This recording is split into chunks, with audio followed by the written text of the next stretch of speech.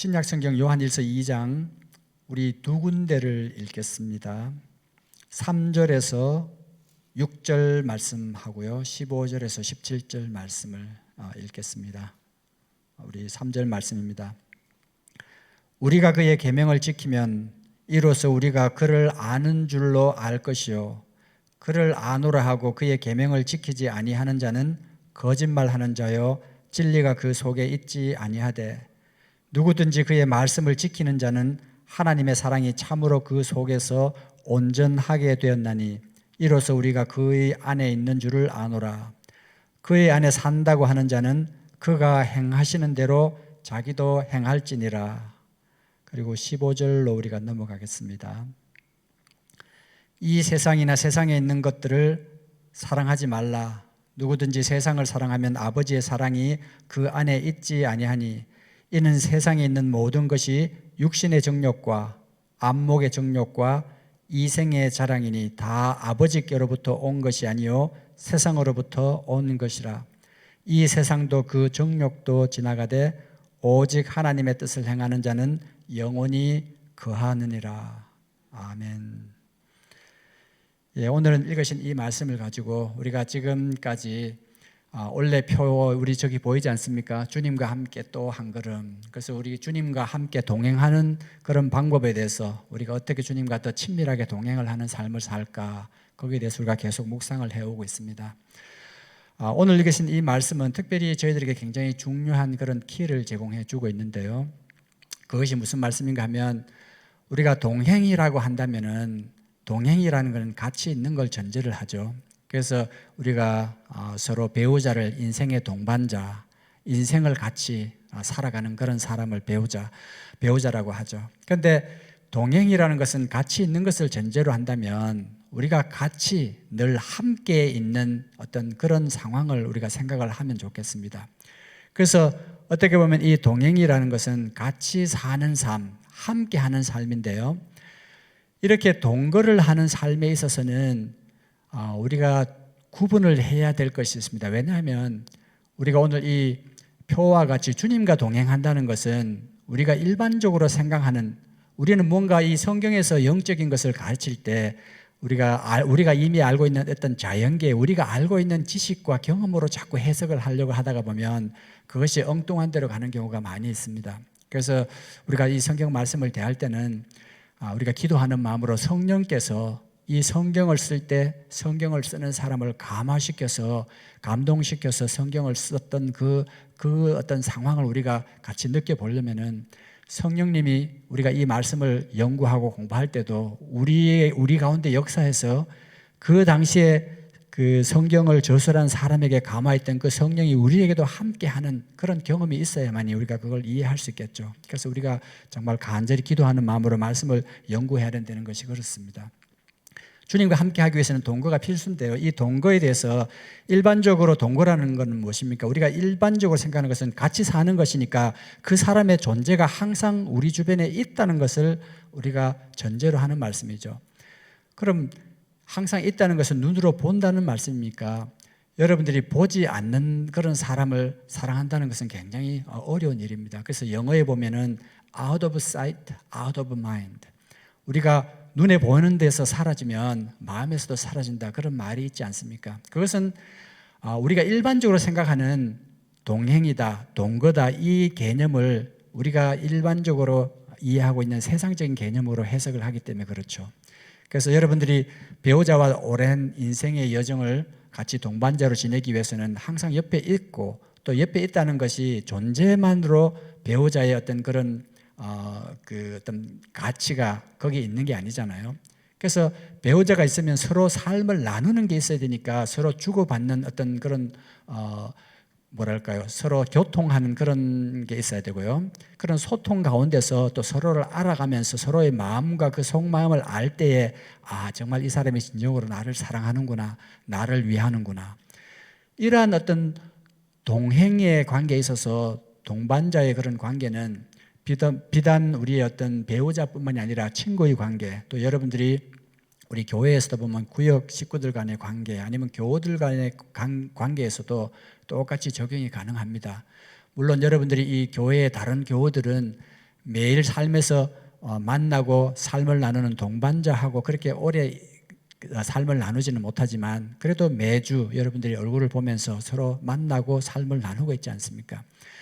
근데 여기서 우리가 소홀히 하기 쉬운 것은 우리가 눈으로 보고 늘 확인하고 듣고 그렇게 하면서 그 사람을 알아가는 이 과정이 우리가 하나님과 동행하는 여기서도 똑같이 적용하려는 그런 의도 때문에 우리가 여러 가지 실수를 저지르게 됩니다. 첫 번째로 하나님은 보이지가 않는 분입니다. 무슨 말씀인가 하면은 우리가 배우자는 바로 옆에 있고 친구도 옆에 있고 우리가 사귀는 이런 교우들은 바로 우리가 볼 수 있는 그런 기회가 있어서 보기 때문에 그 사람을 관찰할 수가 있고 또 관찰하는 가운데 그 사람이 하는 말이나 또 그 사람이 하는 행동이나 또 그 사람이 하는 심지어는 표정이나 여러 가지 제스처까지 우리가 그걸 들으면서 아, 저 사람이 나를 정말 위하는구나 아니면 저 사람이 말로는 저렇게 하는데 실제로는 나를 경계하는구나 아니면 저 사람은 나를 미워하는구나 하고 그런 판단을 하면서 시간이 지나며 여러분 삶 가운데서 이제는 그룹으로 나누게 되죠. 내 제일 친한 친구, 물론 뭐 배우자는 영순이겠지만요. 그 다음에 다음 그룹, 그저 아는 친구, 그 다음 그룹, 그저 뭐 말로만 들어서 그냥 인사만 나누는 친구, 이렇게 이제 그룹핑이 이제 그룹을 나누지 않겠습니까? 그래서 어떻게 보면은 그 코드가 맞는 사람, 요즘 말로 코드가 맞는 사람들하고 여러분들이 좀 더 친밀한 관계를 갖게 되는데 그것은 지극히 당연한 일입니다. 왜냐하면 나도 위로받고 싶고 나도 또 내 마음에 맞는 사람들한테 위로하고 싶고 또 그런 관계 속에서 우리가 관계가 깊어지면은 거기에서 오는 그런 삶의 풍성함과 우리가 서로 의지함으로 받는 어떤 그런 평안함 그리고 또 어떤 행복감 그런 것들이 우리의 인생에 있어서 굉장히 중요한 부분 아닙니까? 근데 여러분들이 똑같은 것을 적용하려고 우리가 하나님에게 적용을 하려고 하다 보면 하나님과 동행을 하는데 하나님이 보이지 않거든요. 그래서 이 보이지 않는 하나님을 보이는 것으로 하기가 굉장히 어렵다는 말씀이죠. 그래서 우리가 할 수 있는 것은 상상으로 우리가 하나님의 모습을 상상해 보는데 그것도 우리가 쉽지가 않죠. 그래도 하나님께서 저희들에게 은혜를 베푸셔서 이 육신의 몸으로 오신 하나님 예수 그리스도의 어떤 이 땅에 오심을 통해서 하나님께서 당신을 육신의 모습으로 보내주셨고 그리고 이 땅에 사시는 동안의 삶을 통해서 적어도 하나님이 당신이 하신 그 말씀을 따라 사는 삶이 이렇다는 것을 시범으로 보이셨어요. 그런데 그건 이 성경에 나타난 예수님의 제자 그리고 예수님을 따르던 수많은 무리들 예수님이 살아 계실 때 예수님을 만났던 사람들 이야기지 저와 여러분들은 예수님을 본 적이 없잖아요. 우리가 실제로 뭐 최대로 할 수 있는 것은 우리가 바라본 그런 성화에 나타난 예수님의 모습, 거기 나타난 예수님의 모습을 보고 우리가 예수님의 모습이 저렇지 않았을까 하고 마음속에 상상하는 것으로 하나님의 모습을 상상해 보지만 그것이 하나님의 모습은 아니죠. 실제로 예수님의 어떤 그런 겉모습은 여러분들이 구약 성경에 이사야 53장에 읽어보면은 그는 연한 순 같아서 우리가 보기에 좋은 모양이나 그런 것이 없다 했으니까 우리가 바라보는 일반적인 성화에서 보는 예수님의 아주 그 훤칠하고 미남으로 생긴 그런 모델로 그린 성화하고는 조금 다르다는 걸 알 수가 있습니다. 어쨌든 그렇지만 그 당시의 사람은 육신으로 오신 예수님을 볼 수 있었고 배울 수 있었고 또 그 말씀을 직접 들을 수 있었는데 저희들은 그렇지도 못하지 않습니까? 저와 여러분들은 이 땅을 살아가면서 지금은 성령 시대를 살고 있습니다. 예수님께서 사역을 마친 이후에 하늘로 승천하시면서 보혜사 성령을 보내주시겠다 해서 성령이 우리 가운데 있는데 그 성령이 보이지가 않는다는 말씀입니다. 두 번째로는 우리가 친구나 배우자나 아니면 우리가 가까이 지내고 싶은 그런 사람들과 동반자들, 동행할 때 같이 삶을 같이 하는 사람들과 소통을 하게 되는데 우리가 하나님의 입장에서 우리가 소통을 생각해 보면 우리가 하나님께 말하는 것은 익숙하지 듣는 것은 익숙하지 않다는 말씀이죠. 그래서 우리가 일반적으로 사람과 같이 하나님이 어떤 형태로 나타나고 또 그 가운데서 우리가 하나님과 대화를 할 수가 있고 우리가 하나님의 음성을 들을 수가 있다면 하나님의 뜻을 분명히 알 수 있고 우리의 삶이 완전히 달라졌을 것인데 그것이 영적인 의미에서 하나님과 동행하는 그런 의미와 우리가 이 땅을 살아가면서 일반적으로 생각하는 그런 동행의 의미가 완전히 다르다는 것을 먼저 전제를 해야 됩니다. 그러면 저와 여러분들은 어떤 상황인가? 하나님의 나라는 우리는 자연계에 살지만 하나님의 나라는 자연계만 있는 것이 아니라 영계가 같이 있습니다. 그렇다면은 여러분 생각에는 하늘나라 이렇게 하면은 영계는 따로 저기 떨어져 있고 미국과 한국이 나눠져 있는 것 같이 영계는 미국 좀 있고 우리가 사는 자연계는 한국 쯤에 있고 그래서 여러분들이 죽어야만이 뭐 이렇게 이 자연계에서 영계로 옮겨지는 그런 식으로 생각하는데 사실은 성경은 그렇지가 않습니다. 이 자연계는 영계에 포함이 되어 있고요. 그리고 그 자연계와 영계를 모든 걸 포괄한 그런 세계가 바로 하나님의 나라입니다. 그래서 하나님의 나라라는 것은 우리가 생각하는 천국만 하나님의 나라가 아니라 우리가 살고 있는 이 자연계도 하나님의 나라에 포함이 되어 있다는 것이죠. 그런데 불행하게도 우리는 자연계에만 살기 때문에 우리가 보고 듣고 경험한 것으로 모든 것을 판단하려고 하다 보니까 이 영적으로 일어나는 일에 대해서는 우리가 알지를 못해요. 그래서 하나님께서 예수 그리스도를 통해서 은혜를 베풀어 주셔서 어떤 일이 일어났는가 하면 저와 여러분들이 이 자연계에서 이 영계 하나님과 이어지는 그 관계가 완전히 단절된 상태로 자연계에서 태어나서 여기서 살다가 여기서 죽고 그걸로 끝나는 삶이었었는데 하나님께서는 예수 그리스도로 말미암아 저와 여러분들을 이제는 우리의 영을 살리셔서 우리 몸은 우리의 육신은 이 땅에 이 자연계에 살지만 우리의 영은 이제는 하나님과 연결된 하나님의 나라에 속하게 된 영계에 사는 그런 사람이 되었다는 것이죠. 그래서 저와 여러분들을 이제 그리스도의 사람, 그리스도인이라고 부르는데요. 이 그리스도인의 특징은 우리가 이 땅에 사는 우리가 보고 있는 이 땅 자연계에 살지만은 이 자연계가 이제는 하나님과에 포함되어 있는 영계하고 연결이 되어 있는 그런 상황에서 사는 가운데서 우리의 영이 이제는 하나님의 나라에 속했다. 어떻게 보면 우리의 몸은 자연계에 있지만 우리의 영은 이제는 하나님이 속한 이 영계에 속한 그런 영에 속한 나라에 살고 있다. 이렇게 보시면 됩니다. 그러면은 이제 저와 여러분들이 해야 되는 숙제는 분명한 거죠. 우리가 하나님과 동행하면서 한 걸음 한 걸음 더 나아가기를 원해서 올해의 표도 그렇게 만들었었는데 그럼 우리는 이 땅의 자연계에 살면서 이 영계에 일어나는 이 일들 보이지 않는 하나님과 또 우리가 말은 할 수만 있지만 우리가 듣기가 굉장히 어려운 하나님의 음성을 들으면서 어떻게 소통을 하고 우리가 살아갈까? 그리고 우리가 하나님의 뜻에 따라서 이제는 하나님의 자녀로 하나님 안에 산다는 것을 어떻게 우리가 알 수 있을까? 오늘 계신 이 말씀은 바로 굉장히 중요한 키를 저희들에게 알려줍니다. 우리 본문으로 돌아가서 보시면은 이 3절에서 6절 말씀은 두 가지 부류의 사람이 나옵니다. 3절에 보면은 우리가 그의 계명을 지키면 이로써 우리가 그를 아는 줄로 알 것이요. 4절 말씀에 보면 그를 아노라 하고 그의 계명을 지키지 아니하는 자는 거짓말하는 자요 진리가 그 속에 있지 아니하되. 첫 번째 부류의 사람은 우리가 하나님을 안다, 나는 하나님과 관계가 있다 그렇게 주장하는 반면에 실제로는 하나님의 말씀을 그대로 하나도 지키지 않는 그런 사람의 한 부류를 이야기를 하고 있습니다. 그런 사람에 대해서 어떻게 이야기하는가 하면요, 4절 말씀에 보면 그를 아노라고 그의 계명을 지키지 아니하는 자는 거짓말하는 자요 진리가 그 속에 있지 아니하다. 내가 길이요 진리요 생명이다 하신 예수 그리스도 하나님이 진리시지 않습니까? 그러면은 하나님을 안다는 것이 우리로 하여금 하나님의 사람이 될 수가 없다는, 되게 만들 수 없다는 얘기죠.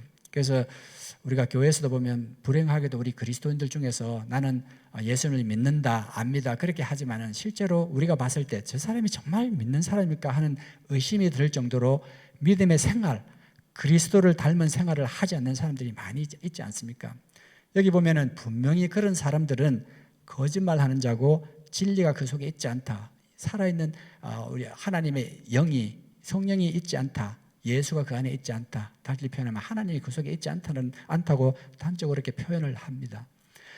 그런데 이 5절, 6절 말씀에 보면은 또 다른 부류의 사람이 있죠. 누구든지 그 말씀을 지키는 자는 하나님의 사랑이 참으로 그 속에서 온전하게 되었나니 이로써 우리가 그 안에 있는 줄을 아노라. 다른 부류의 사람은 하나님을 안다는 것뿐만 아니라 그 말씀을 지킨다는 것이죠. 그럼 우리가 다시 이제 제가 서론에서 제시한 보이지 않는 하나님의 음성을 우리가 어떻게 듣고, 보이지 않는 하나님과 우리가 동행하면서 어떻게 하나님과 사귐을 갖고, 보이지 않는 하나님을 어떻게 우리가 닮아갈 수 있고, 또 보이지 않는 하나님과 우리가 사귀면서 내가 하나님과 더 가까워졌다는 것을 어떻게 알 수 있습니까? 여러분, 읽으신 이 말씀을 보면은 이 영계에서는 제가 이런 말씀을 여러 번 했습니다만은, 우리가 이 땅에서의 관계는 우리가 사람들에게 우리가 보고 관찰하고 드러난 것을 기초로 해서 우리가 관계가 설정되지 않습니까? 그래서 어떤 사람이 내게 굉장히 우호적인 표현을 하고 우호적인 그런 제스처를 하고 우호적인 말을 하고 우호적인 행동을 하게 되면 우리는 그 사람하고 가까워집니다. 그런데 그렇다고 해서 저 사람이 진심일 수도 있고 거짓일 수도 있습니다. 어떤 사람은 자기의 이익을 위해서 어떤 사람과 굉장히 막 친밀한 척하고 그렇게 해서 뭐 그걸 우리가 인간적으로는 구분할 수 없기 때문에 그 사람하고 친한 관계로 우리가 맺을 수가 있어요. 물론 나중에 그게 탄로가 나면 또 관계가 깨질 수 있지만, 그게 탄로가 나지 않는 동안에는 그 사람하고 아주 친밀한 동행의 관계가 성립이 된다는 말씀이죠. 그런데 영의 세계는 그게 전혀 그렇지 않습니다. 여러분 기억하시겠지만, 이 예수님이 부활하시고 나서 이제 예수님의 제자들이 부활하셨다는 소식을 우리 막달라 마리아하고 이제 다른 마리아한테 듣고는 어떻게 예수님이 살아났을까? 정말 그러셨을까? 그렇게 이제 하고, 그러다가 그 소식을 듣고는 정말 살아났구나, 여러 가지 듣고 확신하고 있는데, 이제 그 당시에 도마가 그 당시에 이제 도마가 없을 때 제자들이 그러다가 나중에 도마가 왔을 때 제자들이 그 도마한테 이야기하죠. 우리가 예수님을 봤다 하니까 도마가 어떻게 그런 일이 있을 수 있냐고, 자기는 못 믿겠다. 그래서 내 손을 이 예수님의 옆구리에 손을 넣어보고 뭐 자국을 만져보지 않으면 못 믿겠다 하는데, 나중에 도마가 있을 때, 제자들이 같이 있을 때 예수님이 나타나서 도마한테 뭐라 그럽니까? 도마한테 너는 어찌 그렇게 믿지 않느냐? 너 손을 가지고 내 옆구리에 넣어보고 너 손으로 내 못자국을 만져보라. 그리고 믿지 못하는 사람이 되지 말고 믿는 사람이 되라고 그렇게 이야기를 하죠. 무슨 말씀인가 하면은, 이 영의 세계는 우리가 하고 있는 그런 의도나 우리가 하고 있는 말이나 우리가 하고 있는 모든 것들이 다 드러나게 되어 있습니다. 그러면 지금 이제 이 자리에 저와 여러분들이 우리 영의 세계에 있다고 생각을 하면, 우리가 이렇게 서로 쳐다보고 있으면 그 사람이 무슨 생각을 하고 있는지, 그 속에 어떤 나를 정말 진심으로 이제 위하면서 그런 말을 하고 있는지, 이것들이 다 드러난다고 생각하면 여러분 어떤 현상이 벌어지겠습니까? 저는 이렇게 쳐다보고 나를 싫어하는 사람한테는 가까이 하지 않고 나를 좋아하는 사람만 가까이 할 것 같아요. 아마 저는 모르긴 해도 그런 이유 때문에 하나님께서는 이 천국과 지옥을 나눠 놓은 것 같아요. 왜냐하면은 이 지옥에 속하는 사람들은 아무리 천국에 들어가려 하더라도 그 속성 자체가 이 천국의 속성과 맞지 않기 때문에 들여다 놔도 그 사람들이 거기에 살아갈 수가 없을 것 같아요. 또 반대로 천국에 속한 사람은 지옥에 속한 사람들과 같이 이렇게 두면은 그 사람들이 갖고 있는 의도와 그 사람들이 갖고 있는 악행이 다 보이기 때문에 도저히 함께 할 수 없는 그런 상황이 벌어지게 되겠죠. 그래서 이 영적인 의미에서 우리가 하나님과 사귀는 사귐이라는 것은, 우리가 얼마나 뭐 열심히 하나님 앞에서 그냥 열심히 예배 참석하면서 남들이 봤을 때 저 사람은 정말 믿는 사람이구나 하는 그런 어떤 겉모습이 중요한 게 전혀 아니라는 얘기죠. 중요한 것은 우리가 하나님을 얼마나 닮아가느냐, 얼마나 닮았느냐 하는 것이 하나님과 얼마나 친해질 수 있느냐, 하나님과의 관계가 얼마나 깊은가 하는 것을 나타내는 척도가 되게 됩니다. 여러분들 성경에 많은 것을 찾아보면 하나님께서는 내가 거룩하니 너희도 거룩하라고 그렇게 권고를 하죠. 거기에 의도가 있습니다. 하나님은 우리와 함께 하고 싶은데 우리가 죄가 있는 그런 모습으로는 하나님과 함께 할 수가 없는 것이죠. 저도 실제로 뭐 많은 그런 이제 영적인 그런 경험을 한 사람들의 간증을 들어본 경우가 많이 있습니다. 저도 이제 그 나름대로 그런 연구를 하면서 많이 들어봤는데, 어떤 사람들은 정말 하나님 앞에, 우리 성경에도 보면은 하늘 보좌에서 하나님을 만나는 그런 사람 이야기가 여러 나옵니다. 에스겔이 그러했고, 뭐 사도 요한이 그러했고, 이사야가 그러했고요. 그 사람이 하나님 나라에 섰을 때에 자기가 죄 있는 것이 완전히 드러나서 도저히 그 하나님 앞에 서 있을 수 없을 정도로 부끄러웠다. 여러분 이사야만 하도록 그렇지 않습니까? 이사야가 하나님의 보좌에서 하나님을 만났을 때 자기의 죄성이 드러나서 오호 나는 죄인이로소이다 하고 이제 자기의 죄를 고백하면서 막 그렇게 하죠. 그런 거가 마찬가지로 우리가 거룩하지 않고 우리가 이 땅에 죄 있는 모습으로 살아가는 그런 마음을 갖고 있다면, 그런 마음으로 그런 모습을 우리가 갖고 있어도 하나님이 있는 임재, 하나님이 우리 가운데 가까이 오시면 우리가 부끄러워서 하나님과 함께 할 수 없다는 것이죠. 그래서 우리가 하나님과 가까워지기 위해서, 하나님과 가까이 나아갈 수 있기 위해서는 하나님과 같은 모습으로 많이 닮아야만이, 이 땅에서 코드가 맞는 사람들이 어우러지듯이 우리 그리스도인은 하나님과 코드가 비슷하게 맞아야니, 그 코드가 가까워지면 가까워질수록, 같으면 같아질수록 우리는 하나님께 더 나아갈 수 있는 그런 담력을 얻게 되고 더 나아갈 수 있다는 말씀이죠. 그런데 이 6절 말씀은 단호하게 이제 우리 그리스도인이 어떤 삶을 살아야 되는가를 이야기를 합니다. 6절 말씀에 보면 그의 안에 산다고 하는 자는 그가 행하는 대로 자기도 행할지니라.